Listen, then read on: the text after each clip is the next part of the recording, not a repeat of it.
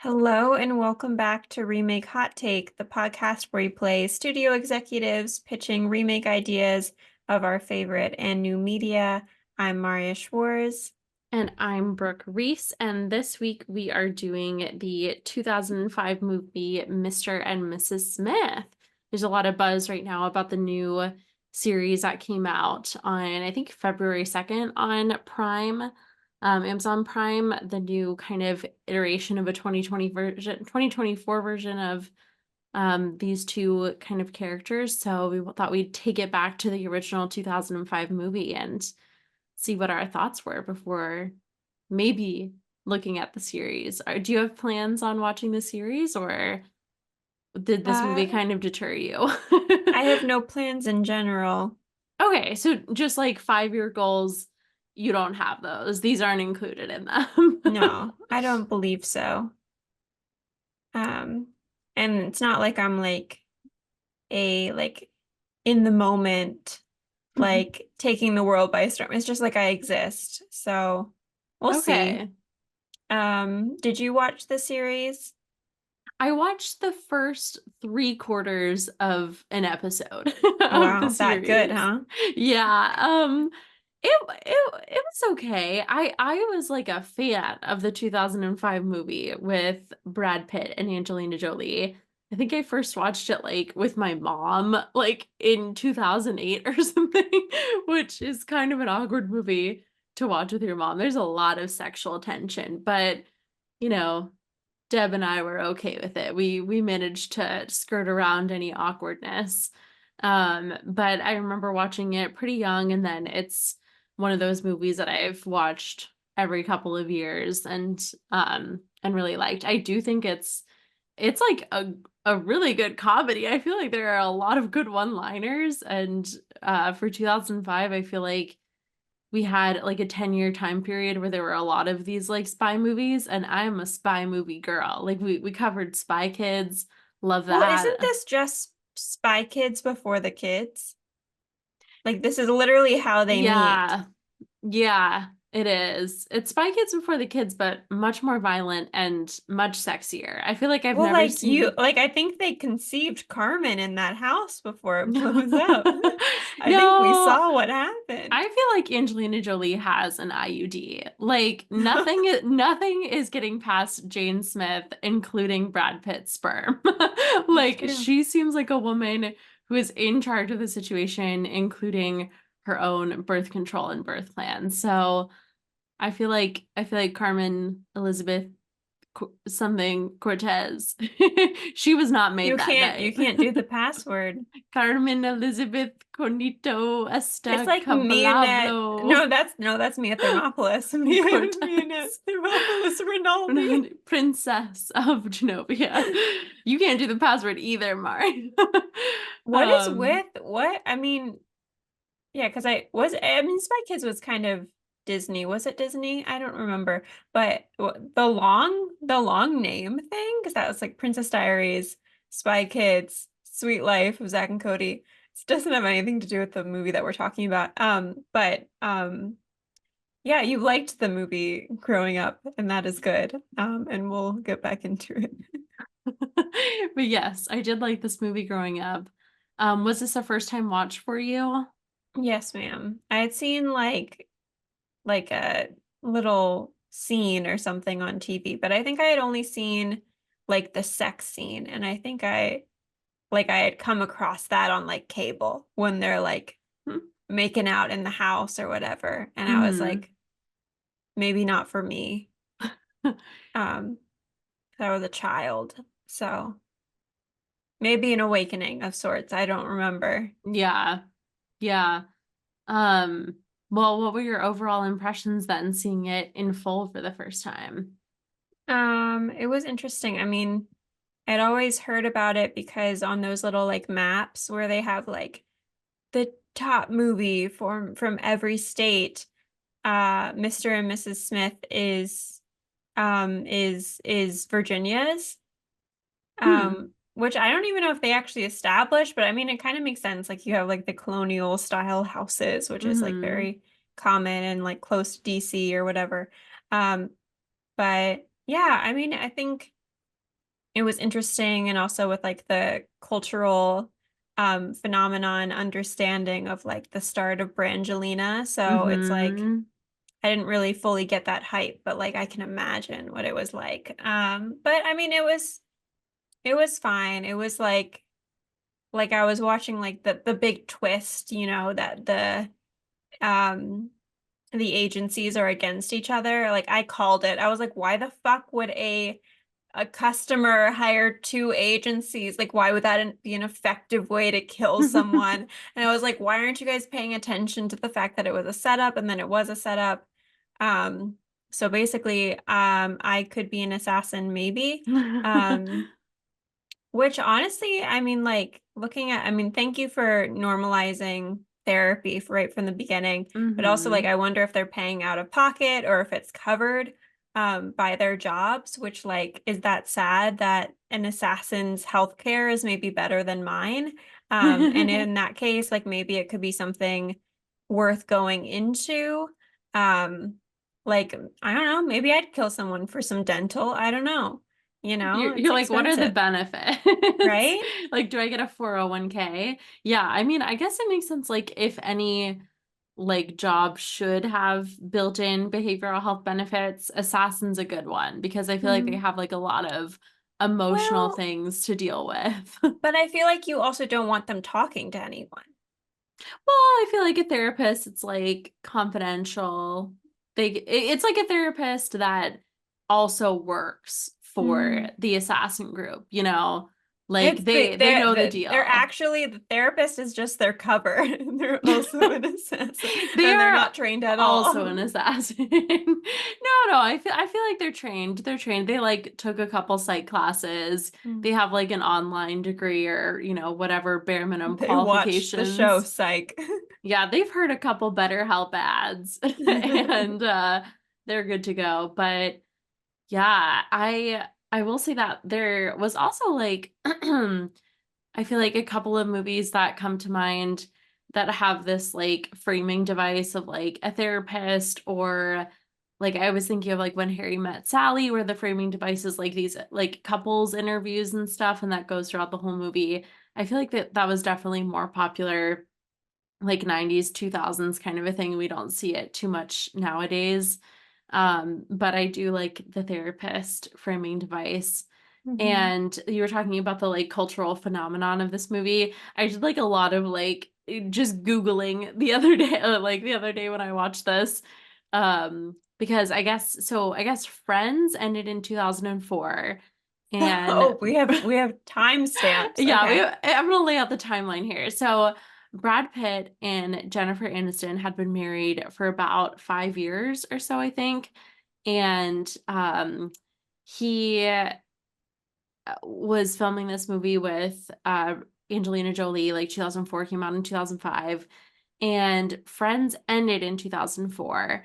And Jennifer Aniston was stating, 20 years later, I think she gave an interview where she was like, well, Angelina and Brad, doing this movie was kind of like the straw that broke the camel's back because it was kind of the ultimate like end to our marriage. But she did say in Angelina's defense that their marriage was kind of already like broken and had kind of already fallen apart.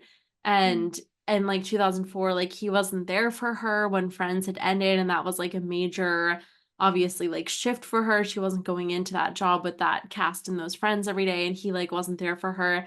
And then I think another part that she said in this interview later on was that they like had wanted kids and she wasn't able to have kids or something.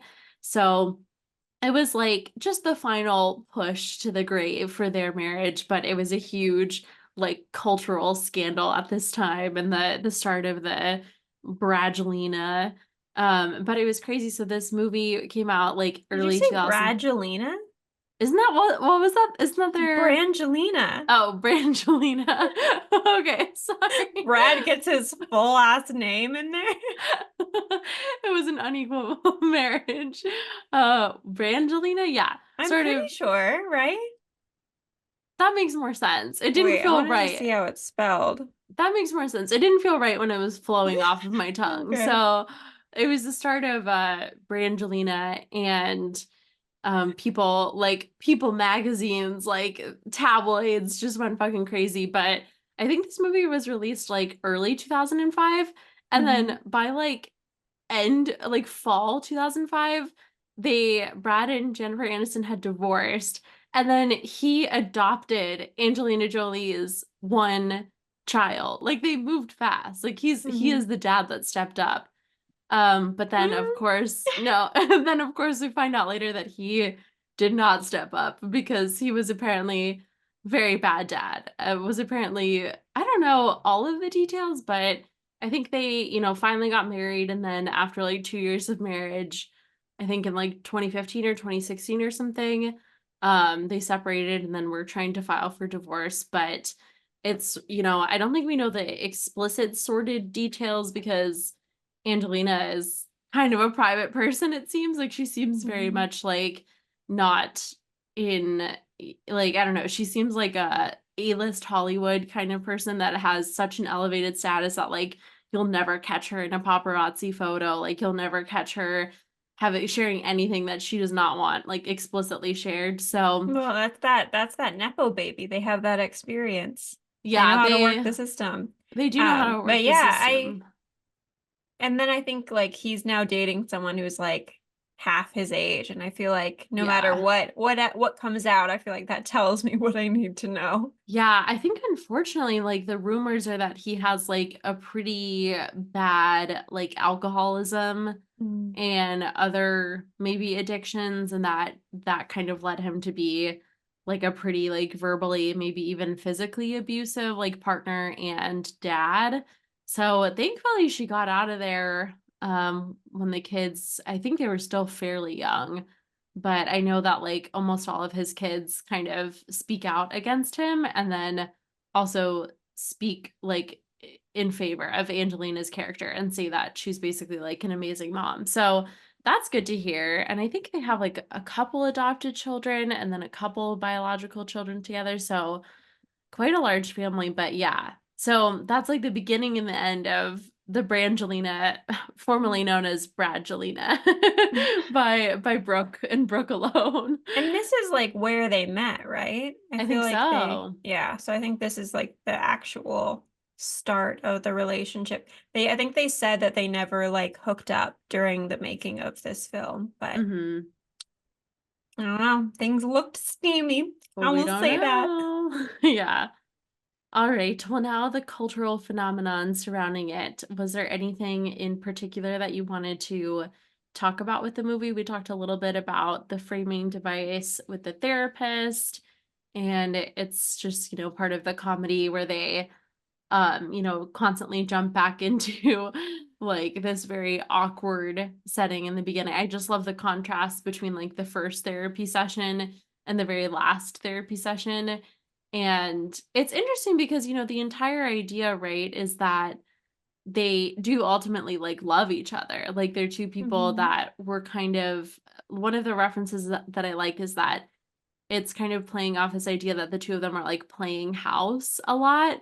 And we see them kind of both acting these roles, but they did have that initial kind of spark where they do both love each other in some way. And then I like how the idea of like playing house is like reiterated again when they end up in this kind of like IKEA like department store, and that's kind of where this final battle is. And I thought it was funny. I was like, "Oh, it's so funny. It's like they're playing house again. Like they're putting on the clothes of the mannequins and they're in like the kitchen department like fighting for their lives." But this time they're like a unified pair that truly loves each other, and now that they're able to have like actual conversations with each other, they're finally on the same page. But yeah, that contrast between the first therapy visit where they're like, "How many times do you have sex a week?" And they're like so awkward. And then the last one where Brad Pitt's character John Smith is like, "Ask a sex question." He's like, "Ask it again." And I'm like, "Oh my God, that's such like a dude answer to that." Mhm. But they clearly have so much more chemistry at the end. So Yeah. yeah, what about I thought you? the play of like gender was really interesting of like I don't know, like that first time that they're meeting or whatever. I don't even know. I don't know if was still on their first time meeting or if it was later on when they go to like the fair or whatever and compete in that.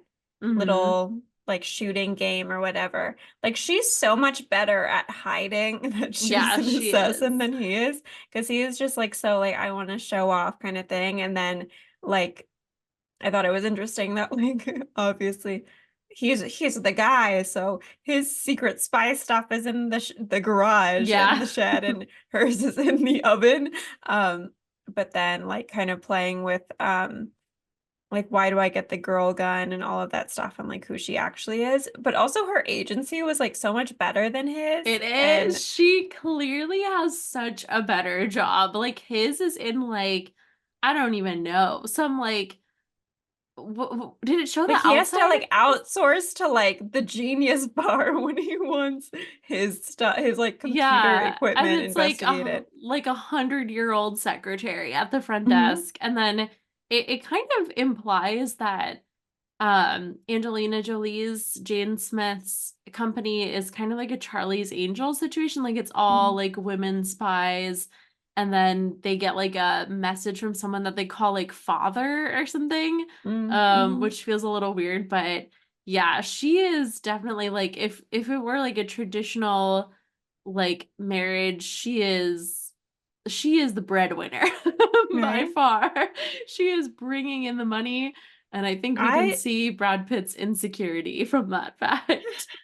I would petition for Mrs. and Mr. Smith. True. We should flip that. Right.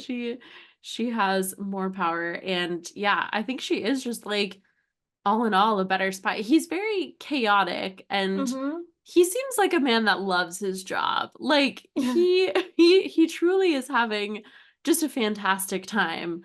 But I Well, like I I feel like with her missions, like she has a plan going in. She has like tools to get out. He just like walks into a room and sees what happens. It just feels like, I don't know, not the best. Yeah, Uh, I wouldn't want him to handle any like major mhm. tasks, like any major missions, anything He that could kill a involves. bug. Like we'll task him to kill I a just bug. don't want him involved in like matters of national security. Yeah. But any like minor threats, he's got it. He's got it covered, and he's definitely an agent of chaos, but isn't that just like another veiled metaphor for how life works for like, oh, a good-looking white man? He doesn't need a plan. He just shows up and everything works out for him. Right? But Angelina has to meticulously get everything in line. Yeah. Um, but yeah, it's probably not that deep at all. But if we're thinking metaphorically about this very not serious movie's hidden meanings. I was also surprised to see how many like actresses are in this. Like we have like Emma Swan from Once Upon a Time was one of the other assassin ladies. I also Mm, don't know, like, does anyone else assassin or is it just our main characters? I feel like they're the only ones who actually do any of the killing, and everyone else is like on the ground, or like in the guy in the chair. And then we also have like Kerry Washington, which I don't mm, know, I was like surprised to see. Also, like they've marked, and I can't tell if this is later on, but I was on the Wikipedia page and like Kerry Washington is starring, and I'm like, she was not in that much. I'm like, was that added after like she got bigger, or like I don't know. yeah. I felt like what's Vince Vaughn or whatever was in there at least more than she was. Yeah. That's funny. They went in retroactively. There was also Dave from Gilmore Girls. Mm. I don't know that actor's name. He's like kind of like has a bit of a cult following on Twitter. Who Um, was he playing? he plays the guy that is from, I don't know where he's from, like some other agency. He's the one that's the bait that he gets his like Oh, first he's assignment. he's married to Leighton Meester from Oh. Gossip Girl or whatever. I think it's Gossip Girl. Yeah. Oh, Adam Brody. Yeah, that's who it Mm-hmm. is. He plays yeah, he's the bait from like the lowly assistant that has to sit there and get attempted murder from both Interesting. spy parties. But yeah, so a couple of like people who weren't weren't yet in their prime, weren't yet famous that were starring in this. Um, but yeah, I will say, like, I just think that two people have never looked hotter. Like, they looked really good in this I just movie. I also like during like the sex scenes or stuff or the aftermath of the sex scenes, like I know it's supposed to be like hot or like they're rolling with the punches or whatever. But I was like, why are we barefoot with glass everywhere? Like I was just like, just because you're hot doesn't mean you can't be killed. Also, like a bulletproof vest and like 20 machine guns. I highly doubt that they actually got out of there alive. That therapist was talking to ghosts. I doubt it. Yeah, I feel like they're pretty optimistic. And also, like, do they just stop being hunted? It didn't really like go I into know. it. What is Like, next? are the assassins on either side like so easily deterred? They were like, "Oh, guys, they got us in the IKEA. Like, that's IKEA's last stand." And they never touch him again. Well, so they retire for a while and then they have one of their old friends, Donegan, actually go missing and they have to go to Floops Fugli's castle to Yeah, investigate. don't forget they have a couple of kids Hmm. in between that retirement time period too. And a fake brother uncle figure. They become liaisons. But yeah, I thought there were just like a lot of very funny lines in there too. I think one of my favorite scenes is like the car chase scene when they go in and grab the bait. And then I feel like it's just like a really good glimpse at their relationship before that. They've basically only had like fake conversations, and then when they have the sex scene, not much talking is happening. It's mostly just like relief from this built up tension of them walking around the house trying to kill each other. So this is the first time we really get to see them having like an extended period of talking together. And he says like we have to redo every conversation we've ever had. And I think one of the funniest bits that they have is that Angelina Jolie is like an orphan, and she hired two different actors to play her parents for their wedding. And Brad Pitt's character is like, I can't believe I brought my real parents. Yeah. And he was like, I So swear art history major of him. yeah, he was like he was invested in this. But yeah, I I mean, love but that scenes like scene. that, like they make me afraid to drive. Like I'm already bad at like trying to figure out how to pull over if like a cop comes up and needs to like get across. What am I supposed to do when the Coleman's minivan is like hijacked? Careening towards you. What do I do in that situation? Driver's ed did not teach me shit. I think you like realistically just like put on the flashers, slow down, stop accelerating, gently tap on the brakes to alert the people behind you, and then just, let And them then let let them do their people plow thing. through you. I don't know, try to merge off onto the edge there, but yeah, I like that she gets like super pissed off when he was like, honey, I have something else to tell you. And he was like, I was married before. And she was like, Jennifer Aniston. she was like, name and social security number. And he was like, Jennifer Aniston, 445-215. Which is tragic, but I do think that's one of the funniest parts. And there was like also another bit in there where they're joking about like body count assassin versus like body count number of people that they've slept with. And I thought that was like a very funny, witty little take on that, where they're talking about like, oh, how many? And if you weren't clued into the fact that they were assassins, you would think it was like number of people that they've slept with. And again, she's clearly better than him because he's like, oh, I think like 60 or 70 people or something. And she was like, 313 or something like that. She's killed way more. She's way more She keeps track like experienced. in her notes app. Like She's like 3 today. It was a light day at work. Oh, she has a little diary. I do feel like some of like the technology ages the movie. Like it was like I think it was supposed to be so like high tech when Brad Pitt like uses like a voice activated password, which I feel like is not like if your password can be broken into by like an impressionist from SNL, I don't think it's very good. But that was like high tech spy gear and stuff before, which is interesting. Yeah, I will say that like they didn't have the I don't know, I feel like their like props department could have had a little more time to come up with inventive things because like the way that Spy Kids made me yearn for like an electric gumball or like yearn for the different things that are in there. There wasn't like anything super cool. It's like Mhm. they're less like super cool spies like funded by the government, more like assassins funded by just like radical third parties in Mhm. America. And I think it also speaks to like their audience where they're like, oh, okay, well, there it's gonna be adults watching this. You know, we want to really amp up like the sex scenes and like that's where we're gonna put our money. But I'm an adult watching this now and I'm like, it could have done with a couple more cool props because we have like her handbag, which turns into like a little like repelling kit so she can go down Mhm. the side, but and then there were like a couple more, but yeah, nothing's making me like yearn for those gadgets like Spy Kids or even like a recent one is like Spy with Melissa McCarthy.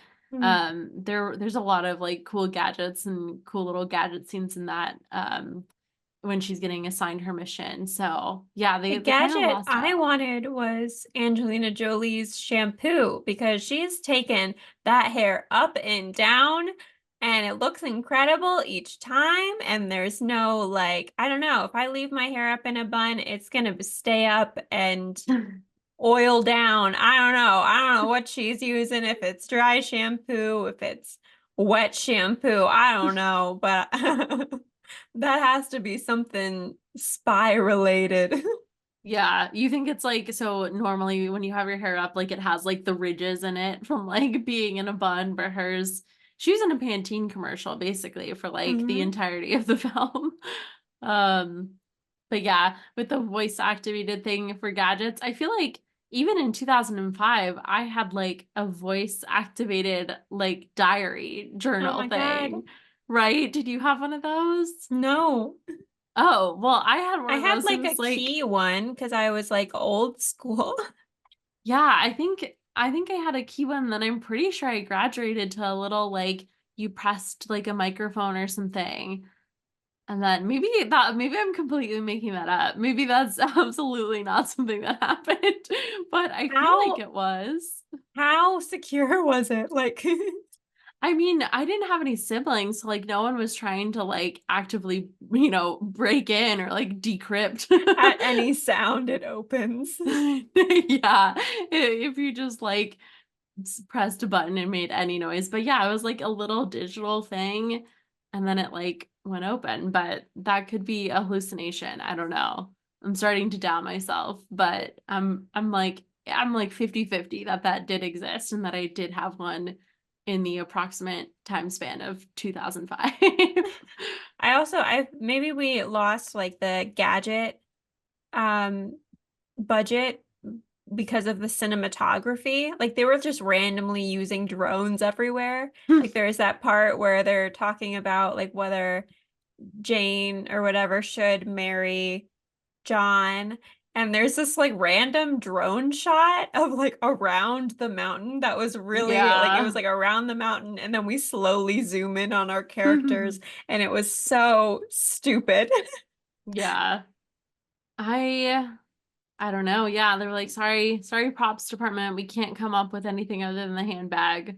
Hmm. We lost it out to the big drone, which at that time drones were not as easily accessible to the average consumer as they are now. So that was their big money spender. I think another funny part is when Angelina goes out and she has on this like dominatrix outfit under her coat to snag some bad guy.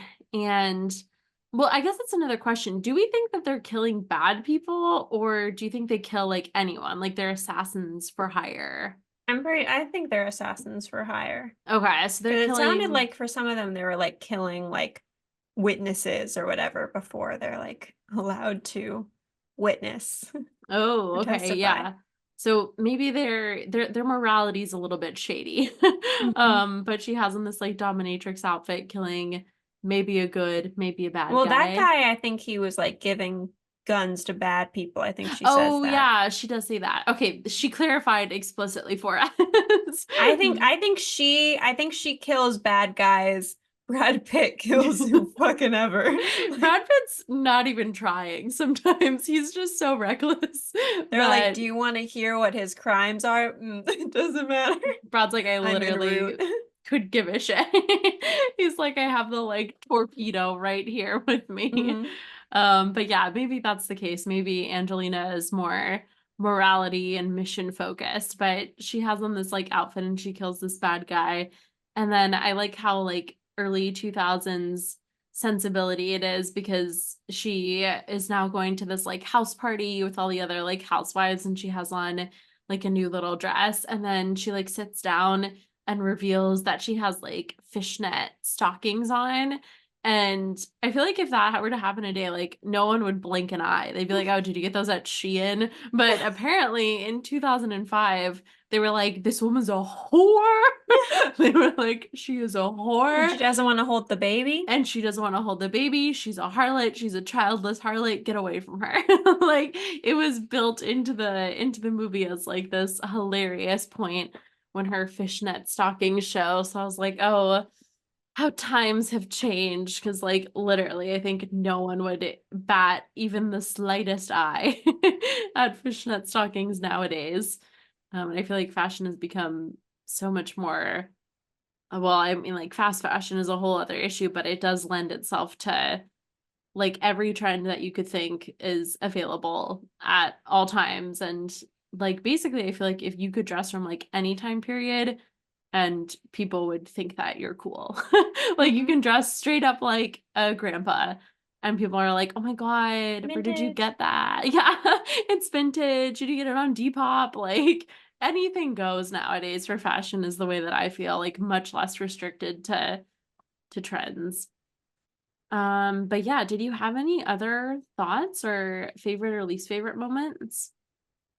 No No. thoughts. Yeah, so overall, I think it's a funny movie. I don't think it's winning any awards or anything, but I do Hmm. think it has a lot of good one-liners and is a good comedy watch through. And again, very hot people. Like they're nice to look at. So what's the harm in watching a hour and a half long movie? I will say real quick before we dive into the remakes that the new series seems to be taking this in a very interesting turn. So from the 3/4 of an episode that I watched a couple days ago, it seems like the new premise for this is that like the Jane and John Smith program is kind of like a system that this assassin spy corporation has set up to Hmm. like purposefully pair together like single Oh, men and single women. So it's an interesting I need premise. something like that. Yeah, so if Hinge fails, what the new Mr. and And Mrs. health Smith insurance. what the new Mr. and Mrs. Smith is suggesting is that if you don't like your job and you are single, you should sign up to become an assassin It's the because marriage pact. you will find both, love and free healthcare. So it's all anyone in America could ever want. But yeah, so super interesting um kind of, switch on that original premise because instead of it being two people who kind of use each other as their cover, kind of accidentally fell in love, discovering that they're spies, it's a setup. And I haven't gotten far enough into the series, but I like to think that, it's the same like spy corporations and they like formed a union or something. And then they were like, hey, it worked out really well for Brad and Angelina. What if we just, set this up again and start matchmaking for people? But yeah, I like I said, I only got 3/4 of the way into the episode. It didn't like snag me right away. It's like something where I have like a lot of other shows that I want to watch and books that I want to read, so I kind of dropped the ball on it, but it may pique my interest again. The first episode just didn't quite grab my attention enough. But yeah, that's kind of the premise, and then it's these two people that are paired together, and it sounds like it's going to be a situation where they like slowly fall in love. Oh, But interesting. the stakes seem a lot lower. They are Yeah. like they are new initiates into the like spy program or whatever, but so far their only task has been to like follow an old woman and like steal her Amazon package. Oh. Like the old woman is like involved in some sort of nefarious activity, and she's like making a drop with this box to someone bad, but all they've done so far is like snatch a package from grandma. And I'm like, huh. I'm like, wow, back in 2005, multiple people would have been killed already. Hmm. We would have been skilling down the side of the building, but 2024, they're stealing Amazon packages, and I did end the episode there, so I don't know what was inside of the package. Could have been something really important, but who knows? Only time will tell Interesting. for me specifically. But all right, let's jump into our remakes. I can start it off. So, I don't know about you, but a couple months ago, I was getting fed just a lot of Sister Wives content on my For You page. And I think it was because a new season of Sister Wives had dropped, and there was all this back and forth drama about the Sister Wives no longer being Sister Wives because like all of them but one dumped Cody. But it really, got my brain thinking, what if we reimagine Mr. and Mrs. Smith as Mr. and Mrs. and Mrs. and Mrs. and Mrs. Smith. Wow. um, so, I think we bring more people into this marriage as the Mormon God intended. And Mr. Smith is a provider. But Mrs. and Mrs. and Mrs. and Mrs. Smith, they are all also spies. So it makes it really awkward because, like one time of this happening, the Mr. and Mrs. Smith, that's like a coincidence, right? But then it happening 5 times, that's just awkward. It's like, how could they possibly all be from different spy agencies? And then they all in a similar situation realize at the same time while on a mission that everyone else is also a spy. Do all And of the misses know about the other misses? yeah, of course. Okay. They're sister wives. They Okay. have, friendships. They raise their kids together. They die together. They do everything. They kill, they murder, they raise their kids. But I think in this scenario, the stakes are just so much higher because it's not just 2 players now. It's like 7 minimum, Mm. and they're all trying to kill each other. And then there's just an added layer of that, subtle tension that goes through every sister wives family where that they're like friends, but if it's in the portrayal of sister wives on TLC, there is a lot of tension happening there. There's a lot of competition happening with who's the favorite wife of the month. So I think the stakes are even higher. These women are even more pissed off. And if they're anything like Jane, they're much more lethal than Mr. Smith. Hmm. So we're going to see just a lot of bloodshed in this reimagining. Another thing that we could do is we talked a little bit about the lack of props, but they did incorporate, a lot of stuff into the home design behind me, as you can see, itself. And, we said that Jane like opens up the oven and there's all these like guns and tools and stuff in there. John Smith has his entire like man cave garage out back in the tool shed and has like a full room under there. So I would like to see like the behind the scenes of the contractors that built the Smith home. And I like to imagine that they're just like regular The contractors. Property They're Brothers. yeah, it's the Property Brothers. It is Chip and Joanna Gaines, and they're like no questions asked kind of people. Like it's like the guy on HGTV that did like move that bus. And it's Hmm. like they come in and they help to rebuild the Smith home, which has been destroyed by like a gas leak explosion or whatever excuse they give.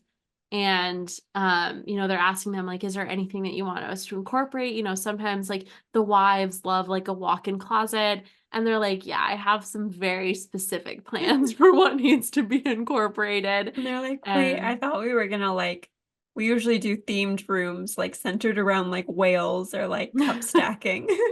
they're like, we can do like modern farmhouse. And they're like, no, no, no, we want like artillery room.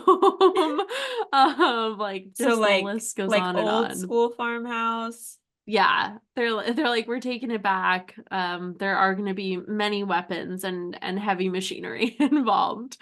So yeah, they're like, do you want a pool? And they're like, no, we want like a shooting range, target practice. So yeah, I'd love to see the contractors that built the original home and then helped to rebuild the now destroyed house. And then, like we talked about this framing device with the therapist.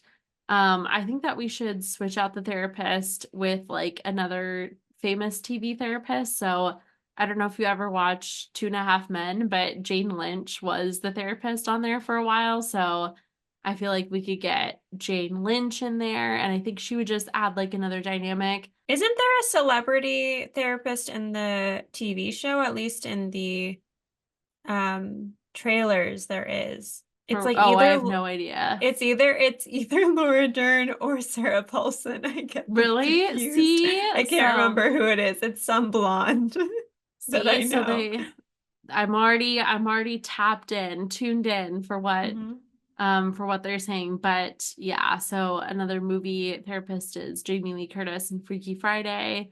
But yeah, replacing them with any famous therapist, I think we need the voice and the face of the I therapist to thought when you shine more said through. famous therapist, I was like, oh, they're like Like Dr. Phil. Freud. Yeah. So those are my remakes. What about you? So I said Mr. and Mrs. Smith, but it's John Smith who is famous from colonization. And Okay. we take it all the way back. We're already in Virginia. Let's take it back. Let's take it all the way So he's in back. like Jamestown. Hmm. Like he's just got Um, off the boat. just got off the boat. Um, I mean, we can make it a little bit more historically accurate than like the film of Pocahontas, but similar things. And I feel like John Smith in the 2005 has similar um vibes as the colonizer John Smith. In that like I feel like later on down the line, they're going to like tell all these stories about all these women who like slept with them and like worshipped them, and none of them are true. I just feel like both of them have the similar vibe. Um, like I feel like the John Smith in the 2005 would be an asshole that like he would be imprisoned on like the way over. I just feel like they have similar vibes. So that could be interesting. You know, he's kind of an assassin if you think about the what is it? The disease Yeah. disease wise. Um so, it works.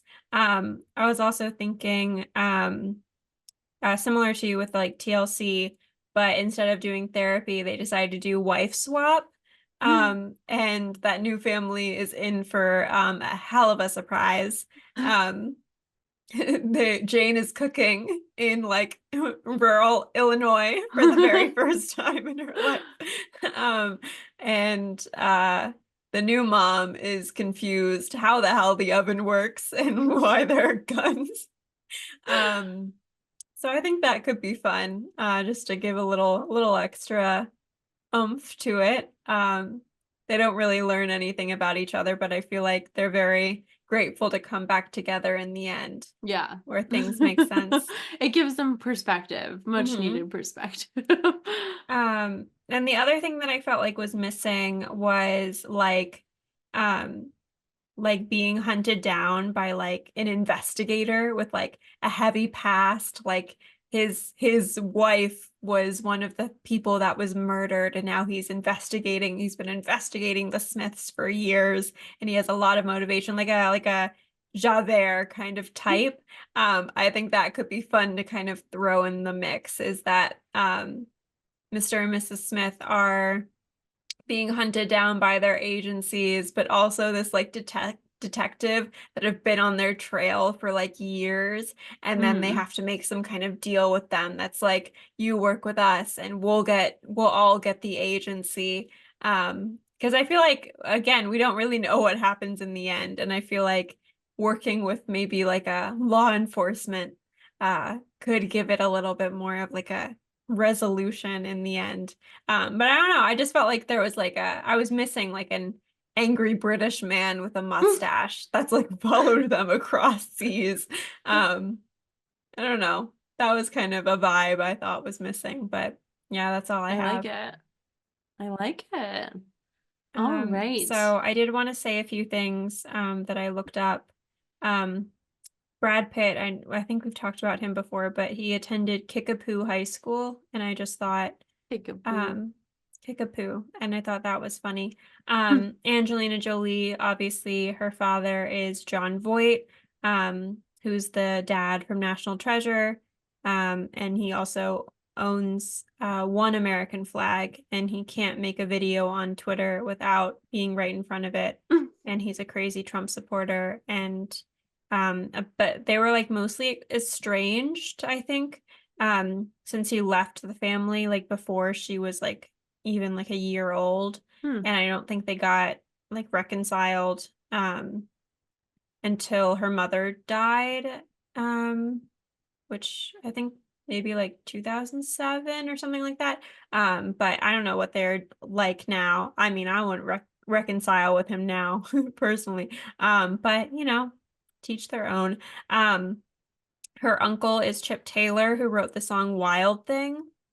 Like the wild thing, you make my heart sing, you make everything groovy. You know that one? Oh, I don't know if I know it, but Yeah. I'm Her famously godmother bad. is British actress Jacqueline Bisset, who has been in all kinds of things. So like she was in that the original, well, I don't know if it was the original, but the 70s Murder on the Orient Express. Mm. She was in Airport, a bunch of things. And her godfather was Maximilian Schell, who was a Swiss actor. He won an Oscar for Judgment at Nuremberg and a Golden Globe for the TV series Stalin.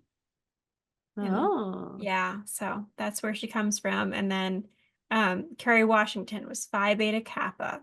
Those are all Shout my fun facts. out. So, Brooke, what have you been watching lately? I haven't been watching too much. Let's see. I watched the 2002 live action Scooby-Doo, um, I which love it. is a fan favorite. That And used to be, I used to watch it like every single day. And when I like started having insomnia as a child, my parents were like, just, my dad was like, put on a movie in your head. Like that was all the advice instead of like, that was all. I mean, like I had anxiety, like very violent anxiety. And that was basically the only advice I ever got instead of like go to a therapist. It was like put a movie on in your put a head. movie on. Um, but that was the movie that I put on in my head every night. And so I know it like frame by frame in my memory. But Wow. please continue. That's fun, Hmm. and disturbing. Thank you. Uh, so yeah, the reason that I watched that was because, There um, has to be a reason. yeah, well, no, I mean, I watched it for fun, but this one was, I was on a mission because, um, my childhood friend group, we don't get to see each other all together often, usually like once a year. So we are seeing each other in a couple weeks, and we really wanted to do one of those, like, I think they call them like fork and film, where they have like actual establishments like restaurants that will play a movie, and then anytime like a food item is served, they like either recreate that or come up with like a meal kind of inspired by whatever's being served on screen. And now people on TikTok have kind of taken to just do it, like doing it themselves. So I watched like one girl's TikTok who watched the Princess Diaries, and then she was making like the Genovian dinner when they have like that icy kind of green mint looking thing and like cutting like the grapes and like all that stuff. So it's just kind of fun to like eat along with the movie. So we were trying to figure out what was a good one, and I suggested Scooby-Doo because like Scooby and Shaggy eat like a lot of stuff, but it's kind of like normal, easy to either order out or like make ourselves like sandwiches and like pizza and stuff like that. So I was watching it and then like writing down timestamps for when we would want to bring like different meals out.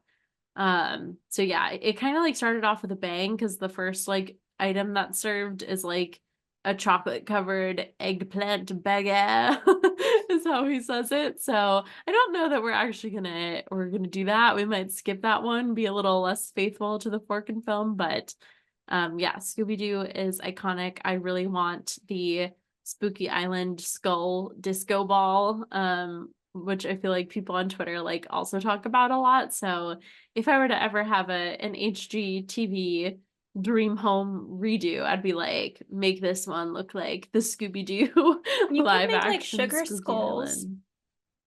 Yeah, something like that. But yeah, so that was why I watched that one. Then I watched the 2016 film The Fifth Wave, which was never like my favorite. I never read the book, watched the movie when it came out, and even then it wasn't one of my favorite like YA dystopian movies. And then upon rewatch, there are a tremendous amount of plot holes. Like I didn't even realize that at the end the guy that is like a sleeper agent alien, he just doesn't like come back at the end. Like it's unknown whether or not he like died during the explosions, and I like never remembered that.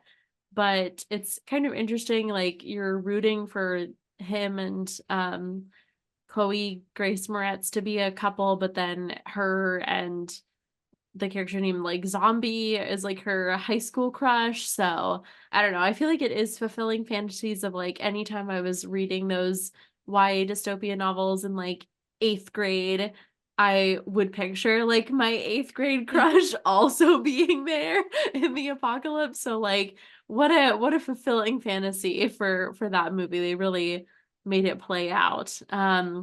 Then I saw the new movie Argylle in theaters, Mm. which what an interesting viewing experience. I think it's the same director as Kingsman, which I do really enjoy that series, and definitely like a similar style in terms of filmmaking. My biggest issue is that the first half of this movie was like so funny because again, it's like a spy movie, and it's one of the spy movies where it's marketed as like this spy novelist who, doesn't leave her house, is like afraid of the world, gets on like a train to go home and visit her mom and dad when she's suddenly like thrust into this world of an actual spy, and like guns are going off around her and she has no idea what to do and she's like clumsy and scared. And that's where like all the humor builds off of, and it's like so funny. And I love movies like that because I'm just like imagining myself in that situation. And she has like her cat named Alfie, and he's in like a little cat backpack with like the little see-through globe on the front. And there's a couple of scenes that I just thought were hilarious. And one of them was like, she doesn't want to jump off of this tall building because she's scared.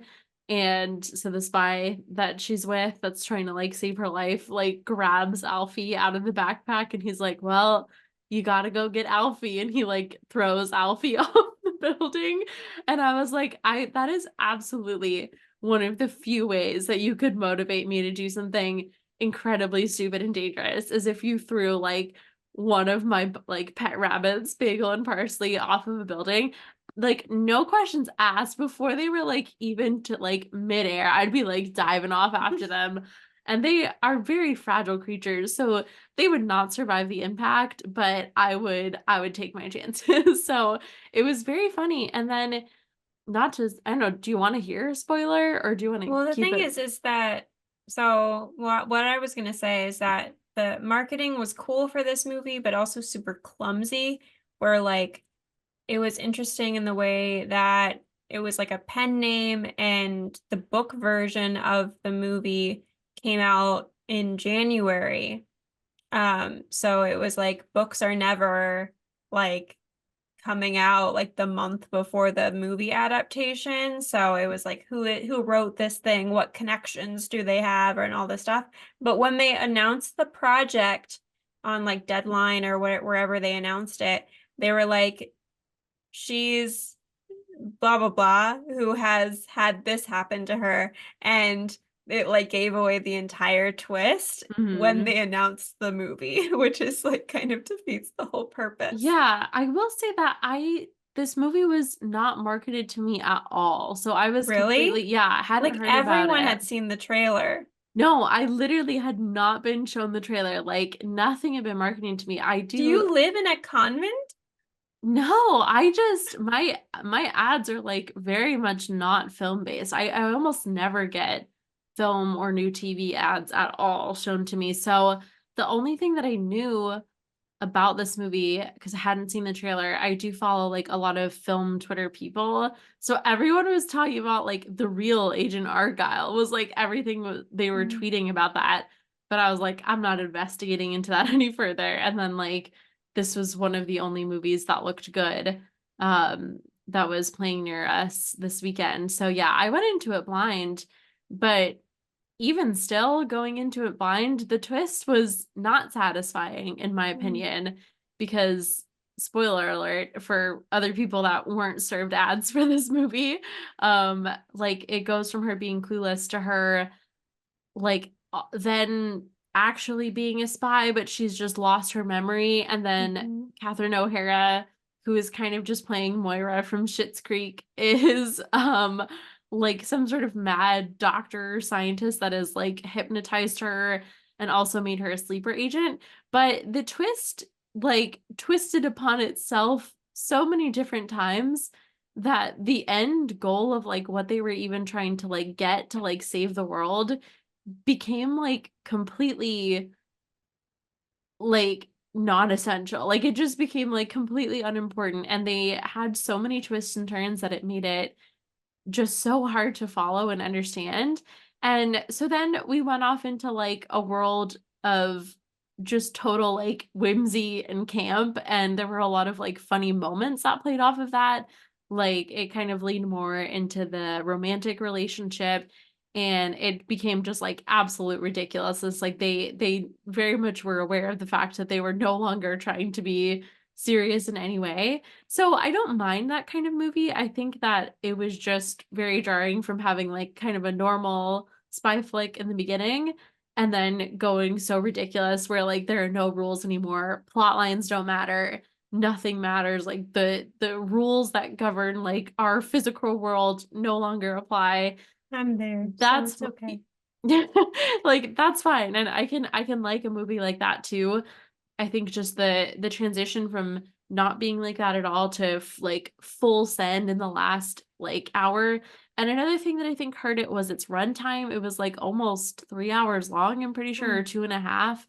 So What is this trend? Why do we need anything that like I don't make a know. limited series? And like I've said before, like I'm a fan of a long movie. Like I love a long movie, but when it's not motivated by anything, like it I just just think it's felt so weird that like we have this whole platform of like TikTok videos that are like it's better to do it under a minute, and then yeah. some for some reason, because it's like, and then there are all these studies that are like people's attention spans are going shorter and then our movies are getting longer. I don't know. I feel like there's like a random lack of awareness there, but whatever. Yeah, I don't know. But yeah, so overall thoughts on Argyle, it was like funny. I think I'll have to maybe give it another watch once I've recovered. But yeah, just didn't quite work for me. Maybe I just need to give it a couple more chances. Oh, and then there was a post-credit scene that made absolutely no sense. I think they were kind of relying on people receiving those marketing because then it kind of turned into like the book version of it. Mm. But having not been fed any of that marketing, I was perplexed. Yeah, And because then there are all the like theories also that it was like Taylor Swift who had written it, but I don't think it was. But I think it was mainly like the speculation that hmm, made it like big in its buzz. You Yeah. never heard about any of this? No, Oh not my God. literally not a single not a single thing. Um, yeah, and then the last thing I watched, I finished the first season of Good Omens, which Mm. has been, I think it's like a couple years old now, 2019. Um, and I have been watching like one episode like once a month for like the last like 8 months with my roommate. But we finally finished it and it was so good. I love what's his name? David David Tennant, Tennant. which I had never watched like Doctor Who or anything, and I only knew him from like Harry Potter. But he is like a phenomenal actor. Michael Sheen as well. And the last like episode was like surprisingly like touching in a way, Mm. and it just ended like really really well. And for like I've talked about it before, like being someone that's not like particularly religious and didn't grow up like knowing any of just like the historical basic facts about like Christianity. It was like an interesting watch through and an interesting perspective on Christianity. But yeah, really, really liked it. Highly recommend. Unfortunately, like the way that Prime is set up, I somehow like started watching the first episode of season 1 and then like a week later watched the second episode of season 2 and thought that they were the same season. So I was like, wow, this is really like disjointed storytelling. And but I had only been one episode in, so I was like, wow, I guess it's just not like a linear kind of story. I think it's like episodic. And then I think I watched the third episode of season 2 and then I was like, "Wait, something's wrong." Like, we're not adding up. John Hamm is in it, too, which you feel like John Hamm is British, but he's not. Like, it feels like, why is he here with this British cast? But, he does a good job too. So yeah, that's everything that I've been watching. What about you? Oh, and I've been reading Percy Jackson continued from last week and hit a bit of a snag because I moved on to the, Heroes of Olympus series and they no longer have an audiobook for the second one in that series, Son of Neptune. It's been like literally wiped from the face of the internet, and Marriya was sending me like Reddit threads on how to like change my country into like UK and like I don't know, somehow figure out a way to get around it, but it's been totally wiped. Change your what VPN, not change your country. You don't need to change your allegiance.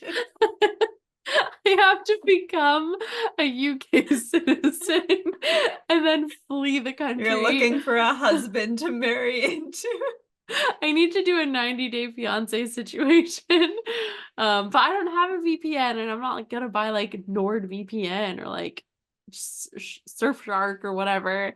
But people are like suggesting all these workarounds, but I just ended up getting the book. So I've listened to the entire thing on audiobook so far. So this is the only one that I've been physically reading. I offered you these YouTube videos, but you did They're not like the horrible. amateurs. The amateur readings are horrible. Like click on one and you will immediately click off. So I'm working my way through that one. But yeah, that's it for me. What about you, Marriya? I saw we started Loki season 2, um, which Is that isn't, new or old? I mean, it came out a while ago. I feel like it came out like mid 2023 or like, Oh, okay. yeah, or maybe like August 2023 or something. But yeah, I don't really remember what happened in the first season, and like it's like time is like an illusion and there are different like sections and different like multiverse and stuff, and it's just like very, very confusing. So I'm really not entirely sure about what's happening. So maybe I just need to go back to season 1, but I don't remember that making like too much sense either.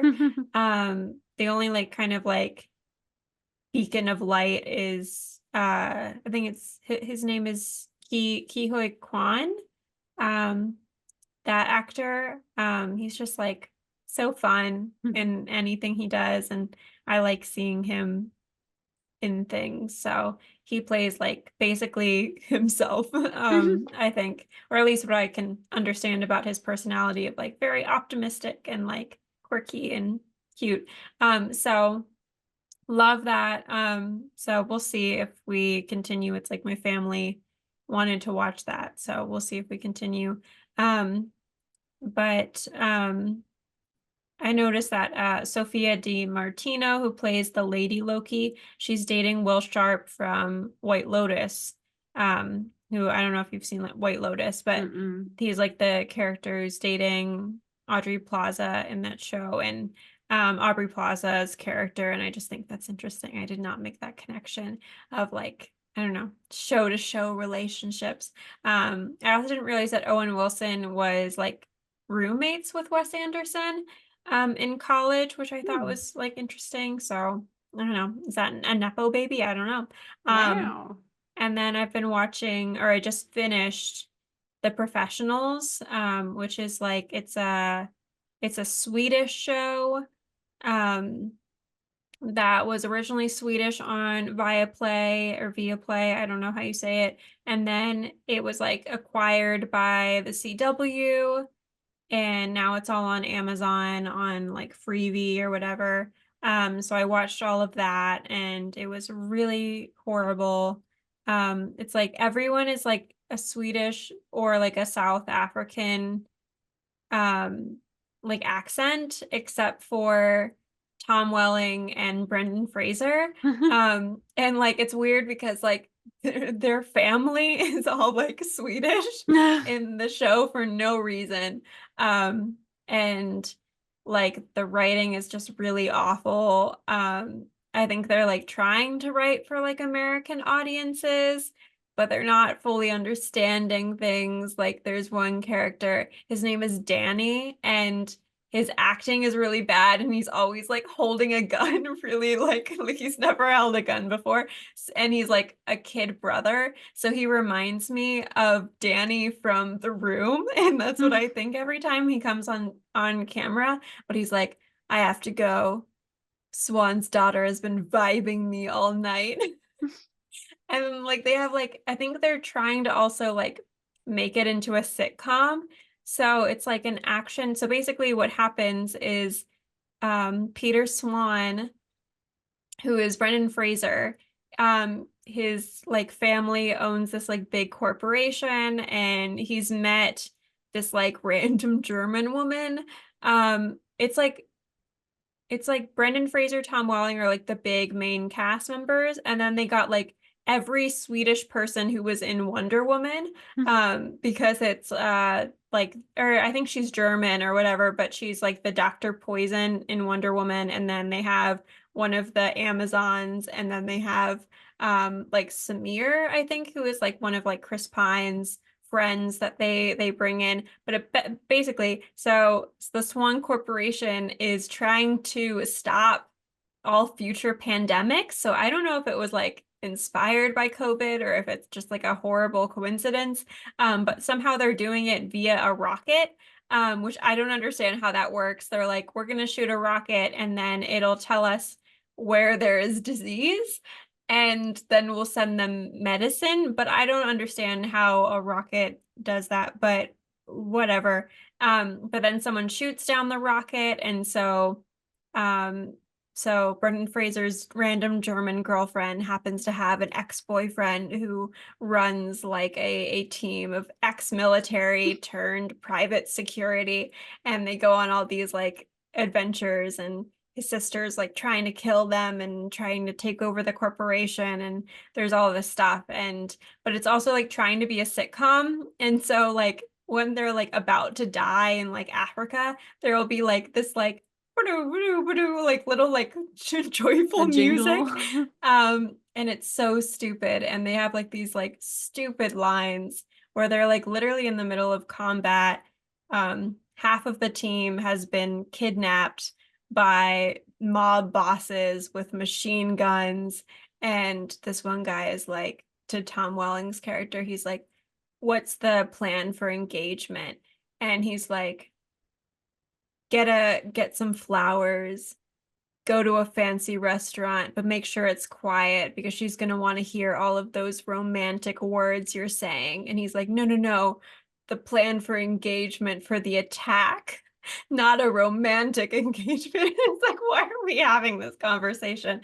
So it's really not great and doesn't make a lot of sense. And the acting is awful and everything is awful. But I watched it.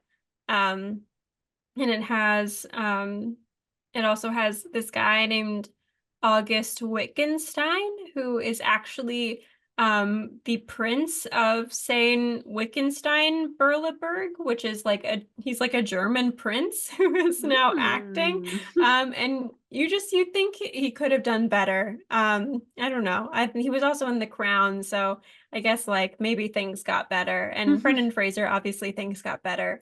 But it's just very interesting that you chose this life instead of being a prince. So I thought that was interesting. But yeah, that's what I've been watching. All Um, right. Brooke, where can they find you on social media? You can find me at B_Reese Cup on Instagram. Marriya, where can they find you and the pod? You can find me at marriyaschwarz everywhere and at Remake Hot Take everywhere. And now we have all our audio back on TikTok because Universal Music wanted to kill us and they almost got away with it. So If it weren't for your damn dog.